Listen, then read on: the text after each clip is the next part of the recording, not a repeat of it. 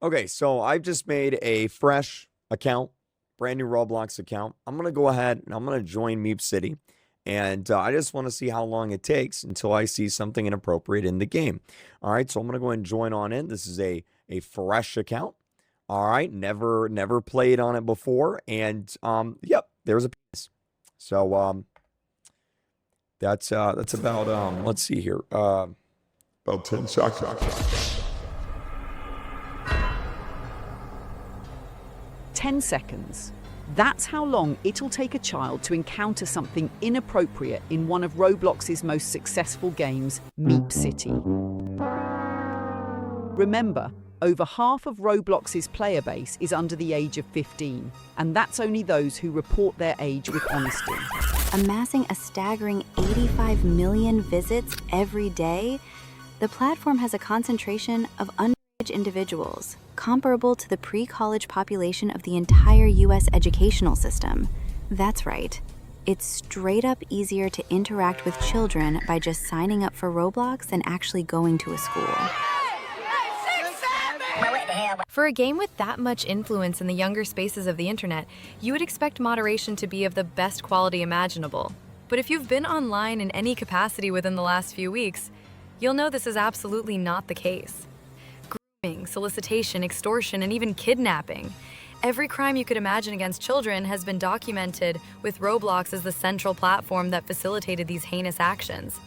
Lawsuits have been filed, exposés have been written, and yet the company remains above $80 billion in value and finds itself part of the top 300 most valuable companies in the entire world.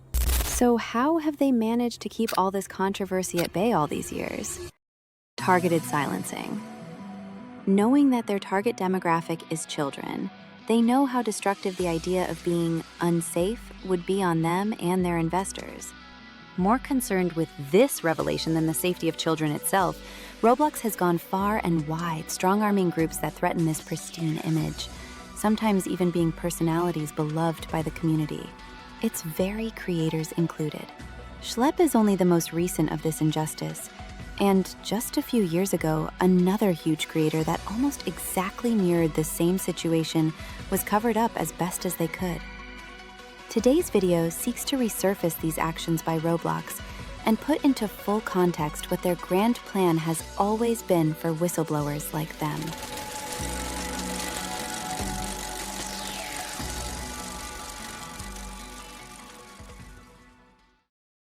Suing or getting sued by a multi-billion-dollar corporation is a very scary situation. These corporations often have more attorneys than you can count, itching to slime you out the second the suit begins. For the average Joe, who probably hasn't even had a history with the legal system before, well, yeah, just put the cease and desist in the bag, bro. Roblox is entirely aware of this dynamic and abuses it as much as possible to scare people against making undesirable claims about them, no matter how true they may actually be. Let's take a while to analyze how exactly Roblox does this. Ruben is a creator that hopefully needs no introduction. He's been on YouTube for about a decade and a Roblox user for a lot longer than that. Throughout this time, his content became increasingly more critical of the platform and how it handled its issues, for good reasons too.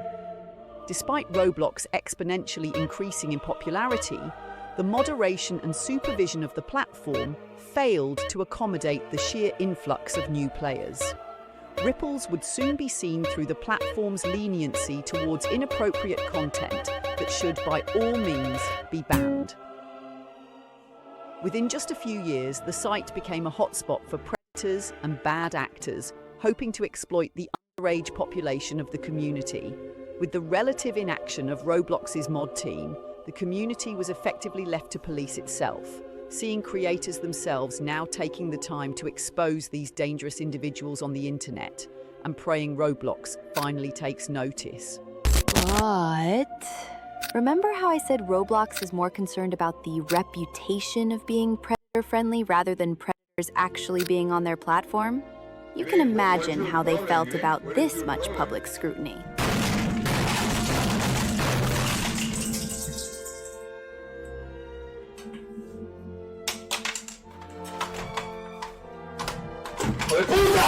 So Roblox proceeds to do what it does best: legal intimidation. They send him a cute little lawsuit accusing him of terrorism, fraud, cybercrimes, supporting mass shooters, sexual harassment and abuse, racism and homophobia, attempting to share nude media of himself, and a whole lot more other stuff. Now, you're probably wondering how a generally beloved creator with more than 1 million subscribers somehow managed to accumulate all these crimes like achievements in a video game and not get canceled. Well, the answer is, of course, he didn't do any of that. Half the claims made from this lawsuit are huge stretches from reality, almost reading like satire. And the other half of the claims? We made it up. Pure fiction. We created it. It's false. No, this one was invented by a writer. It's a total fabrication. Roblox knows that in legal cases like this, winning isn't just a matter of being right. By drowning their target with heaps of accusations, it not only increases the chances of any one of them holding up in court, but also burdens the defendant with more paperwork and stress, having to fight each claim individually. It's a nightmare for them, mentally and financially. I'm at $13,000 a month. What more do you want from me? Losing even millions of dollars in legal fees is nothing to a giant like Roblox. But to a YouTuber, you'll be putting their entire family tree in debt. And they wouldn't even be able to explain how they got here in the first place. All this combined creates an absolute hellscape for the defendant. And soon, they'll be begging to settle the case in the least costly way possible. Unfortunately, this also means the bigger corporation gets the opportunity to say any absurd thing they want in the settlement, since it's not being overseen by a court. In Ruben Sim's case, not only was he permanently exiled from the platform, he was straight up banned from even being within 100 feet of a Roblox facility or office as a whole. Quite bizarre. As if Roblox was unsatisfied with the outcome of this, they set their sights to harass another YouTuber whose exposés were progressively making waves in the mainstream. Much like Ruben before him, Schlep was threatened with legal action by Roblox, this time in the form of a cease and desist, and a permanent IP ban as a generous holiday send-off. However, Schlep's ban is a bit more interesting than what we've come to expect from Roblox. It made way more headlines and caught the attention of more creators in the space.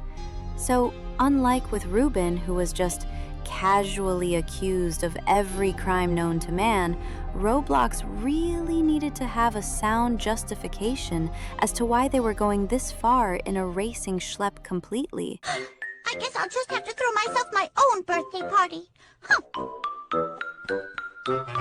And let's just say they tried. They really tried. Their core argument always came back to the idea that Schlep had become a vigilante, which is just another way of saying he took the law into his own hands and enacted justice without consulting Help! Please! Someone! I'm going to die! the proper methods. Interesting. So, being approached by predators, contacting law enforcement, arriving in person to have them arrested with police present is not working with the law?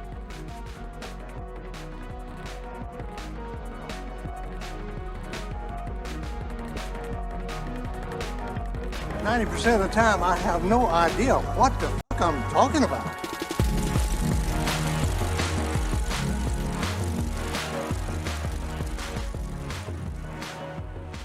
So, does Roblox have a point? Spoiler warning, no. However, the issue of vigilantism, while seemingly just a deflection by incompetent authority, is a genuinely problematic concept in maintaining order in any society. The argument of, oh, but what is the problem if ordinary people step up to keep their community safe, doesn't really work in every situation. Brother! brother, this guy stinks! There are two possible identities that create this challenge: the person being accused and the one enacting the punishment, the vigilante in question. Let's start with this one. In every functional legal system, someone who is accused of a crime always has to be given a fair trial to be proven guilty or innocent in a court of law. It's a very simple idea. A punishment can and will only be issued when the individual on trial is proven guilty beyond reasonable doubt of a highly qualified judge. You have to stop him. But what if somebody is guilty, far beyond any possible defense? Everybody know ain't no party like a Diddy party, so. Yeah, that's what's up. Yeah. You know, I have all the evidence right here in my hand type of situation. I tell you what, I'd let this whole thing go for a slice of that pizza. Well, even then, there's still the second, even bigger problem I mentioned earlier, the one enacting the punishment. This is where Roblox's main arguments against Schlep lies, so let's take the time to dissect it, specifically in the field of online predator catching. First thing of note in Chief Safety Officer Matt Kaufman's response article is that vigilante activity may, quote, delay enforcement efforts by both Roblox and law enforcement. Though many would want to disagree, this is a factual statement. Obviously, the first step in predator catching sting operations is establishing contact with the predator, but what should you do to reach that point? Well, let's start with what you absolutely shouldn't do. Entrapment is a legal defense used to describe when a law enforcement officer artificially creates a scenario that unfairly coerces an individual to commit a crime they wouldn't ordinarily commit. Basically, somebody looking to prosecute you legally cannot set you up for the crime in question, and only then have you arrested for that very crime they manipulated you into committing. Come on, man! That's too easy! It's a trap, it's deemed unfair, and it simply wouldn't hold up in court. One of the most infamous predators ever exposed online, EDP-445, never saw the inside of a jail cell because of this very technicality. The people responsible for outing him as the weirdo he was unfortunately didn't take the precautions necessary to make sure his actions couldn't be defended by entrapment. Police ever since have never been able to make a fair case against him. And now that he knows how close he was to being locked up, okay, I understand it now. He's essentially become invincible against any official prosecution by the FBI or other more competent organizations. Ironically, he was saved by those content creators. Legally, at least. Woo! It's showtime! Woo! There are many such cases where actual criminal prosecution is interrupted by ignorant influencers who are looking for a viral internet moment rather than the actual protection of kids. Dude, you can't say fucking nigger on the live stream. It's dude, the niggers are gonna get offended and report us. Oh, you right. What is wrong with you? This guy just said a racist creep. Yeah, it's probably a fucking angry nigger. I have a 3-year-old in my basement that's like lacking vitamin D. I provide her with plenty of D, just not the vitamin part. Oh no, that's not good either. Oh really? Not if it's a child. Well, I was tired of being a virgin, so what the fuck?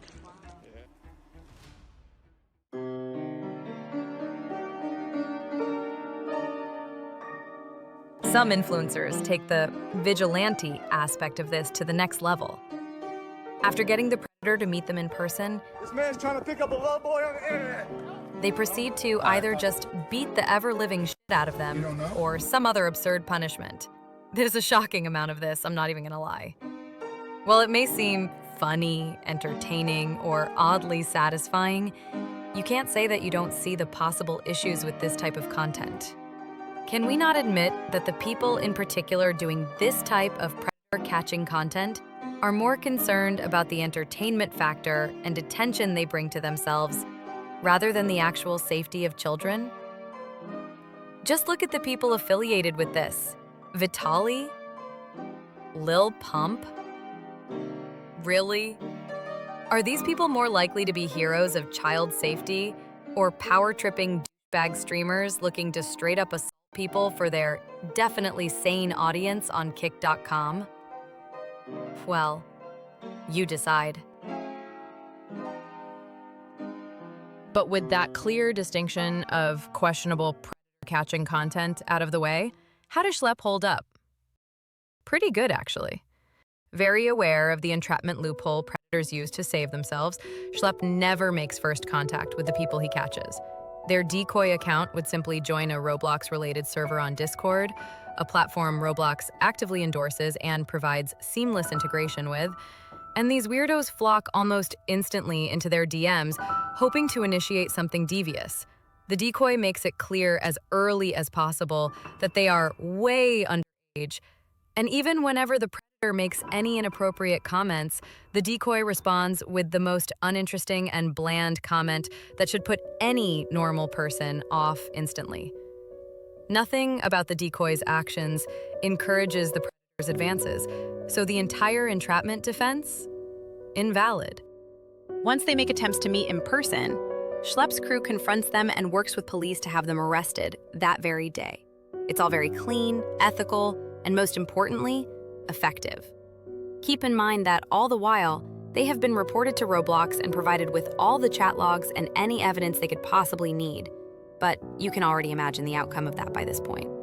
Now, if you would also realize, with how I've described Schlep's methods, he doesn't even fall under the terminology of a vigilante. He doesn't beat them up or even detain them. He doesn't take any law into his hands. Everything he does is completely legal and fruitful. He simply investigates, reports to both Roblox and police, and documents his findings online to spread awareness. Roblox is making a correct criticism of entertainment-prioritized vigilante content, but firing their ban rifle in the complete wrong direction.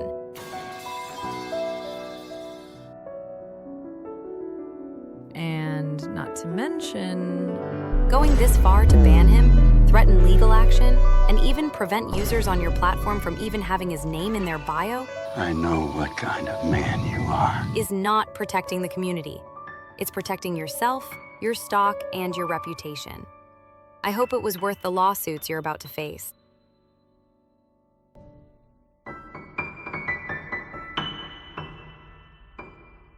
The sad truth is, with this case, as with many things affecting multi-billion-dollar corporations, is that likely nothing much is going to change for Roblox. Every YouTuber and streamer was making noise about how Roblox lost $12 billion when this drama first started, but as expected, they quickly made all that money back and even boosted in other ways as well. And I certainly don't think that's going to encourage them to change much at all. Our biggest hope is the governmental backlash in the US that could result in something changing. But we'll have to wait and see if it's yet another nothing burger. As for Schlep, he'll likely remain banned, as it seems Roblox really doesn't want him back in any way. Though I'll be happy to find out I'm wrong. Trust me, I know how it feels to be targeted by the very platform you use to create your content. Speaking of which, we've had our first 2 patrons. Very special thank you to King54 and D Daypasts. I so hope I'm not butchering that name.